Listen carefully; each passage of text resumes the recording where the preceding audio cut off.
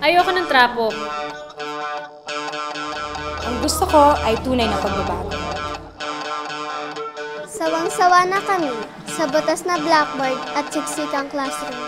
Sawang-sawa na ako sa kawalan ng sariling lupa at sa pang-aagaw ng aming lupang masasaka. Sawang-sawa na ako sa laging bantang demolisyon para sa aming tirahan. Sawang-sawa na ako sa napakamahal na bilihin. Sawang-sawa na ako sa walang tigil na pagtaas ng presyo ng langis. Sawang-sawa na ako sa hindi pantay na pagtrato at karahasan sa mga kababaihan. Sawang-sawa na ako sa hindi sapat na sahod at benepisyo ng kaguruan.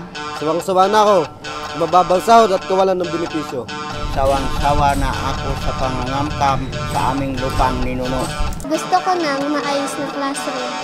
Gusto kong makamit namin ang aming karapatan sa lupa at ang tunay na reformang agraryo.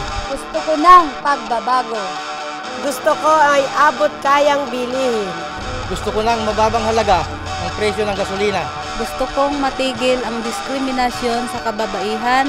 Gusto ko ng mataas at makatotohanang pondo sa edukasyon. Gusto ko ng makatarungan sahod at katiyahan sa trabaho. Gusto ko ay igalang ang aming karapatan sa lupang ninuno. Gusto ko ng pagbabago. Politikang maninindigan sa panig ng anak pawis.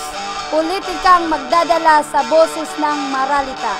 Pagbabago para sa karaniwang tao. Gusto ko ng pagbabago. Politika ng pagbabago na magbibigay ng tinig sa aming mga katutubo. Politika ng pagbabago para sa bayan.